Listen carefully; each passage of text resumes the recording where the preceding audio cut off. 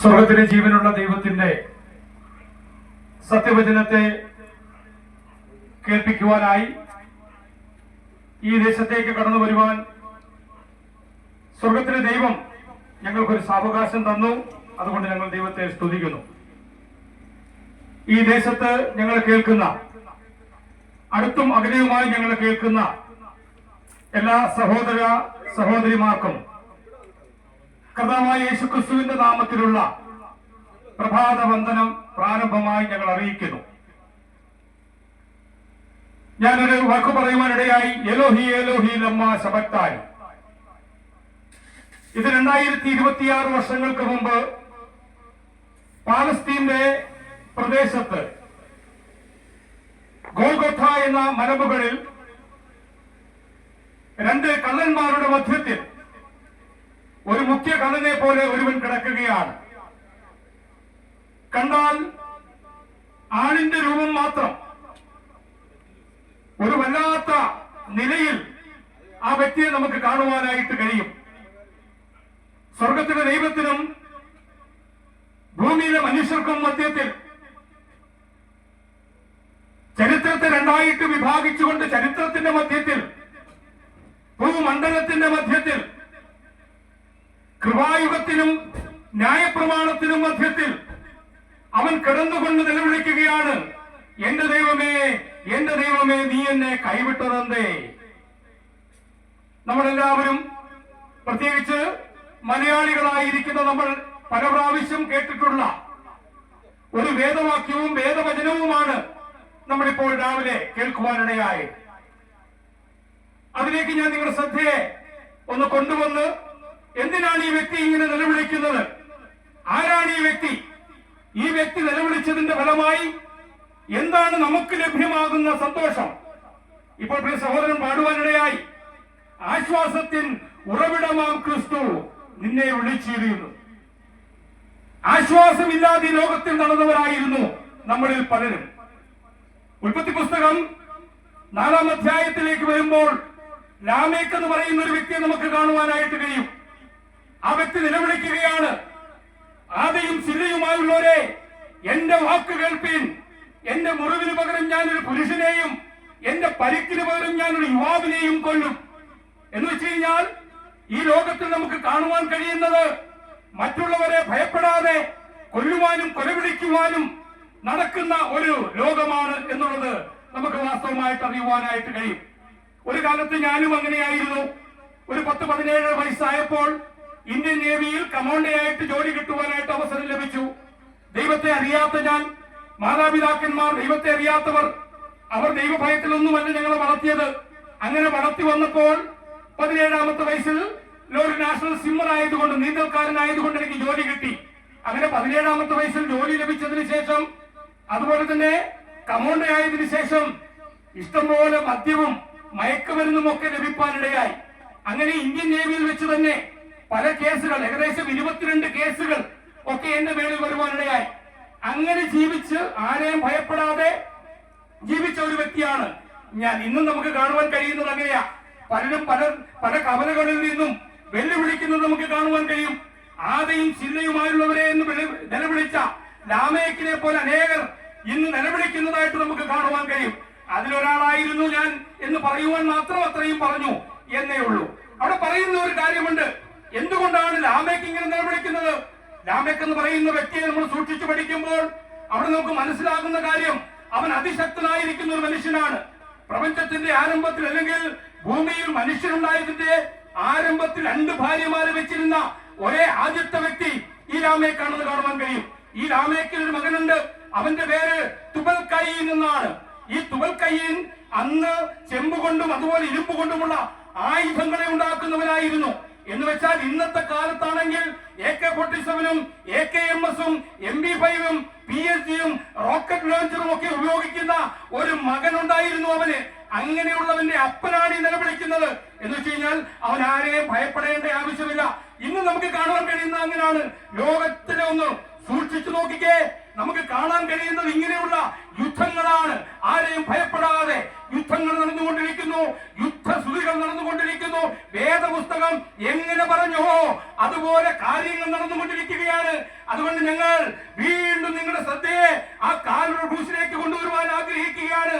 ഇതാ ആ ഉൽപ്പത്തി പുസ്തകം 4-ാം അധ്യായത്തിൽ നിലവിളിക്കുന്ന ഒരു വ്യക്തിയെ പോലെ ഇന്ന് ലോകം നിലവിളിച്ചുകൊണ്ടിരിക്കുമ്പോൾ അതാ മറ്റൊരു വ്യക്തി കാൽവരി ക്രൂശിൽ കടന്നുകൊണ്ട് നിലവിളിക്കുകയാണ്, ഏലോഹി ഏലോഹി ലമ്മാ ശബക്താനി, എന്റെ ദൈവമേ എന്റെ ദൈവമേ നീ എന്നെ കൈവിട്ടതെന്തേ.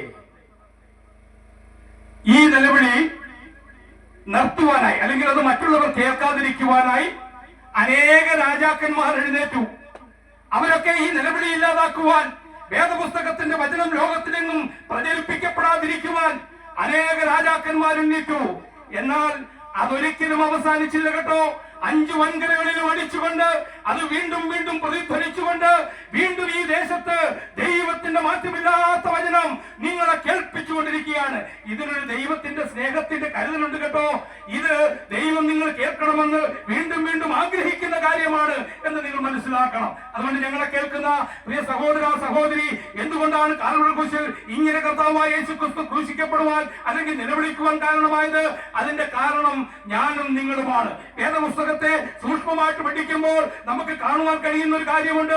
ഈ ലോകത്തിലേക്ക് പാപമില്ലാതെ വന്ന, ഈ ലോകത്തിൽ പാപമില്ലാതെ ജീവിച്ച, ഈ ലോകത്തിൽ പാപമില്ലാതെ ക്രൂശിൽ കയറിയ, ഈ ലോകത്തിൽ ക്രൂശിൽ കടന്നുകൊണ്ട് മറ്റുള്ളവർക്ക് വേണ്ടി പ്രാർത്ഥിച്ച ഒരു വ്യക്തിയെ നമുക്ക് കാണുവാൻ കഴിയും. പിതാവേ, ഇവർ ചെയ്യുന്നത് എന്തെന്നറിയാൽ ഇവരോട് ക്ഷമിക്കണമേ എന്ന് പ്രാർത്ഥിക്കുന്ന ഒരു വ്യക്തി.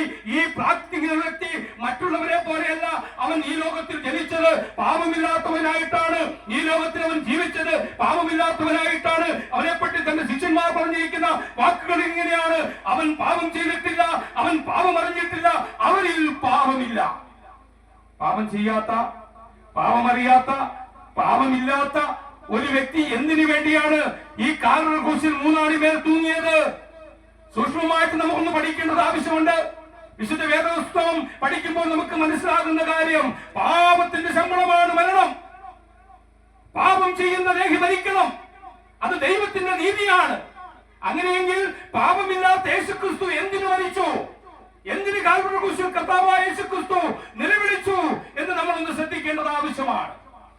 പ്രിയ സഹോദര സഹോദരി, ഞാനൊരു കാര്യം ഇങ്ങനെ പറയാം. വേദപുസ്തകത്തിൽ ഇങ്ങനെ എഴുതിയിട്ടുണ്ട്, യോബിന്റെ പുസ്തകത്തിൽ ഇങ്ങനെ എഴുതിയിട്ടുണ്ട്, ഒരു അന്ധന് മറ്റൊരു അന്ധനെ വഴി നടത്തുവാൻ കഴിയില്ല. ഒരു അന്ധനെ വഴി നടത്തിയാൽ 2 പേരും കുഴിയിൽ വീഴുകയില്ലയോ? അങ്ങനെയെങ്കിൽ അതിനോട് ചേർന്ന് ഞാൻ പറയാൻ ആഗ്രഹിക്കുന്ന കാര്യം, പാപമില്ലാത്ത ഒരു വ്യക്തിയെ അല്ലെങ്കിൽ പാപമുള്ള ഒരു വ്യക്തിയെ രക്ഷിക്കുവാൻ മറ്റൊരു പാപിക്ക് കഴിയുകയില്ല. അത് സാധ്യമല്ല. പാപമില്ലാത്തൊരു വ്യക്തി പാപിക്ക് വേണ്ടി മരിക്കേണ്ടത് ആവശ്യമാണ്. നോക്കിക്കേ, എന്നെയും നിങ്ങളെയും രക്ഷിക്കുവാൻ നമ്മളെല്ലാവരും, ഇത് വേദപുസ്തകം സൂക്ഷ്മമായി പഠിക്കുന്ന ഓരോ വ്യക്തികൾക്കും മനസ്സിലാകുന്ന കാര്യമുണ്ട്. ആദമിന്റെ സന്തതി പരമ്പരയിൽ ജനിച്ചവരാണ് നമ്മളെല്ലാവരും. ആദമാണ് നമ്മുടെ ആദിപിതാവ്. അവന്റെ മക്കളാണ്, അവന്റെ കടിപ്രദേശത്തിൽ നിന്നും ജനിച്ച മക്കളാണ് നമ്മളെല്ലാവരും. ഞങ്ങൾ എന്തുകൊണ്ടാണ് ഇങ്ങനെ പോകുന്നിടത്തൊക്കെ സുവിശേഷം വളരെ ഒച്ചത്തിൽ വിളിച്ചു പറയുന്നത് എന്താണെന്നറിയാമോ? നിങ്ങൾ ഞങ്ങളുടെ മാംസത്തിൽ നിന്ന് മാംസവും ഞങ്ങളുടെ അസ്ഥിയിൽ നിന്ന് അസ്ഥിയുമാണ്. നിങ്ങൾ ഞങ്ങളുടെ സഹോദരന്മാരും സഹോദരിമാരുമാണ്. വേദപുസ്തകം സൂക്ഷ്മമായി പഠിക്കുന്ന ഇവിടെയുള്ള എല്ലാവരും, നീ കറുത്തതാണോ വെളുത്തതാണോ ചോദ്യമില്ല, നീ ഏത് മതത്തിൽ പിറന്നതാണോ ചോദ്യമില്ല. എന്നാൽ നമ്മൾ എല്ലാവരും ഒരപ്പന്റെ മക്കളാണെന്നാണ് വിശുദ്ധ വേദപുസ്തകം വളരെ നന്നായി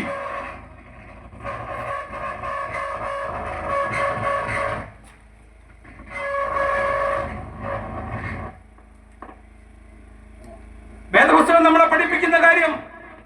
നമ്മളെല്ലാവരും ഒരപ്പന്റെ മക്കളാണ്.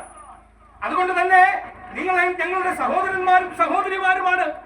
ഒരു കാരണവശാലും നിങ്ങൾ പാപത്തിന്റെ ശമ്പളമായ നിത്യമരണത്തിലേക്ക് പോകണമെന്ന് ഞങ്ങൾ ആഗ്രഹിക്കുന്നില്ല. ഞങ്ങളുടെ ഹൃദയത്തിന്റെ ഉള്ളിൽ നിങ്ങൾക്ക് വേണ്ടി സ്നേഹത്തിന്റെ പ്രാർത്ഥനയാണുള്ളത്. ഞങ്ങൾ ഇവിടെ വന്ന് പ്രസംഗിക്കുമ്പോൾ ഞങ്ങളുടെ മനസ്സിൽ നിങ്ങൾ ഈ വ്യക്തിയെ അറിയണം. ഈ വ്യക്തി മുഖാന്തരം നിങ്ങൾ രക്ഷിക്കപ്പെടണം. നിങ്ങൾ ദൈവത്തിന്റെ മക്കളാകണം. നിങ്ങൾ ദൈവത്തിന്റെ സ്നേഹത്തെ അറിയണം. ഇതാണ് ഞങ്ങളുടെ മനസ്സിൽ നിറഞ്ഞു നിൽക്കുന്ന അല്ലെങ്കിൽ നിറഞ്ഞു കവിയുന്ന ആശ.